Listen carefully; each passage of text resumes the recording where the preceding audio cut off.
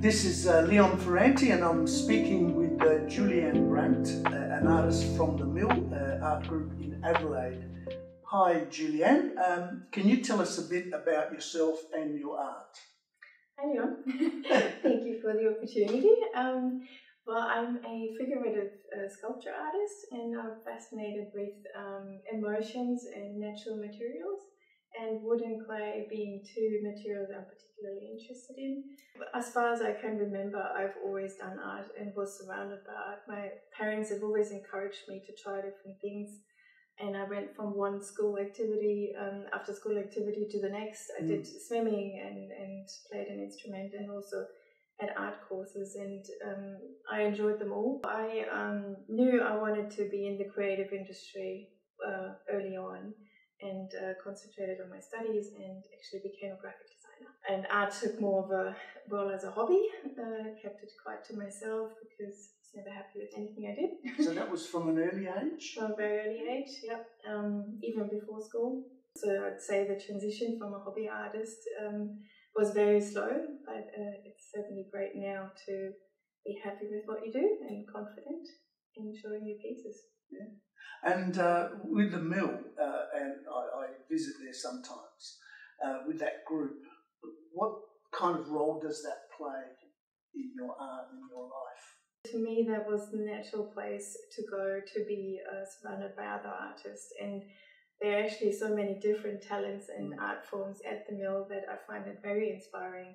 And I quite enjoy the networking and getting to know other art forms and, talking about your passion in art. In Germany, I had my own studio and I worked in my own space. I was surrounded with my work 24 hours. And now with that studio space at the Mill, I get a good balance and a good break from it. So I come back and look at it with fresh eyes. It's a great opportunity I have there to work. And so you can work alone or you can collaborate. Yeah, that is also brings a lot of opportunity to collaborate with other artists. What do you like about being an artist, and what is your motivation? I like the hands-on experience. Sculpturing is very hands-on as opposed to graphic design, and I guess it's a very free form of art. I feel very lucky to have the time and space to work as an artist. So that is also my motivation, the freedom and the fact that I can actually do it, because earning a living as an artist isn't easy. Yes. You keep yourself motivated? Do you go and look for things, or do they just come? Nature is all around me, and it's a big part of me, and I get that inspiration from other people, human connections. I think a lot about art. I think a lot about the world around me and how I want to express that in my art. And did you find being in a school that was art orientated made a lot of difference for you? It did make a lot of difference for me, yes, because I had massive opportunities from wood, metal, outdoors, alternative materials, clay, anything really, and music, which is also a form of art, to experiment and to just find my passion. I have studied a form of art, which is graphic design. At the time, that was the closest thing for me to follow my passion and earn a living. Being an artist is not just creating art, it is also promoting yourself and meeting people, being able to talk, write a business plan or create a flyer, for example. So there's a lot of elements that I learned during my career as a graphic designer. So what would you like to do with your art in terms of, thoughts, inspirations you've got now and in the future? Sounds simple, but I would like to keep working as an artist, and for that maybe display my work in a few shops and galleries to actually earn a living as an artist. Yeah. Is there anything that you thought, I must do this before I go too much further? Is there something that's burning into your head and you have to do something that you've been thinking about? Not so much, no. I'd like to experiment with maybe turning some of them into bronze sculpture, or even creating bigger pieces. That to me is still a challenge. Also in terms of muscles. For you? Well, yeah, clay is very heavy.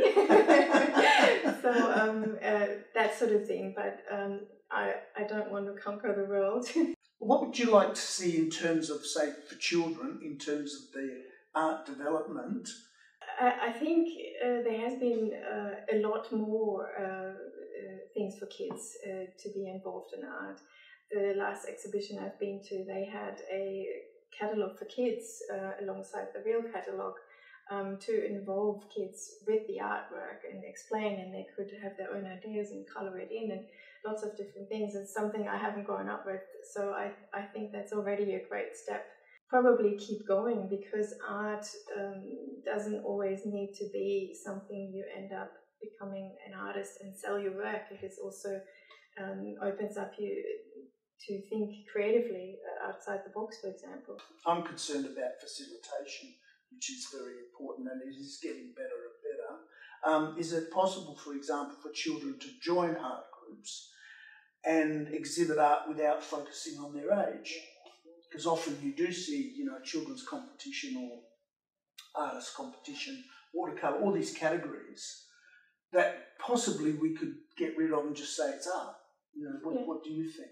Certainly. I mean, art is so wide. The only thing I'd say is you open yourself up for feedback at a very early age, which I guess is a good life lesson to learn. Yeah. So why not? If the interest is there and kids are happy to experiment and then show the world, of course. Yeah, and it can be very developmental for them. Of course, yeah. What are your strongest influences and favourite subjects, mediums and materials, things that you've encountered during your life as an artist so far? People and nature, and how we interact with our environment and how we develop. I think nature sets a fantastic example, and the matchsticks, they say it all for me, because they are that life cycle where you start off with a simple tool, the matchstick, which all look the same, and then you light it up and it's burned and you have this individual piece of charcoal, which for me is a positive transformation. Even though I understand that fire is a threat and causes hardship, to me I want to show that we need to adapt and we need to work with our environment. That's very exciting and very enlightening, because we do tend to think of things that have been used, and then you light a cigarette and throw away the match. You've now installed it, and so you look at it and you say, well, it still has its own energy, it has something to give, and as you say, it's related to our surroundings, that people use fire to bring life rather than to destroy it. Yes. So it's really good. So what is the most difficult thing that you may have faced as an artist? Have you got a list? Certainly recognising myself as an artist and going out there having the confidence to show my work, because not taking feedback to heart, where people might say they have seen something similar before, it doesn't mean that my work is less original. It is really just the way how I interpret the world, and not feeling discouraged that something similar might already exist. I always think the most courageous people in our society are the artists, because they always put themselves up on show, and they're the ones who have to take the feedback, which can be very judgmental. And if you take it to heart, you can get lost in that. Okay. Yeah, I had to work quite hard on myself. Yeah. Still do. So how do you know when the work that you're doing is finished, that you've done and it's finished, you don't have to put any final touches on it? Working with 2 different materials or 3, I have to come across and make that decision quite a few times for just one piece. But sometimes it's just finished because the vision, it looks like the vision. Yes. For the matchsticks, it's easier than for other pieces. Sometimes I just finish it, and other times it's truly finished when it's in the shop or in a gallery, because that's when I have to let go. Now, have you received awards and prizes for art, and what does that mean to you? It's a great recognition, especially a public choice award, I find. And often it comes with a good cause. So I think having prizes and awards in a combination to raise awareness is a great thing, because it's challenging for the artist to express a topic. The prizes are great and certainly a great recognition. More important to me is the joy of art. I think that's about it for today, and I'd like to thank you for sharing your time and your ideas about your art and your story. Thank you very much. Thank you.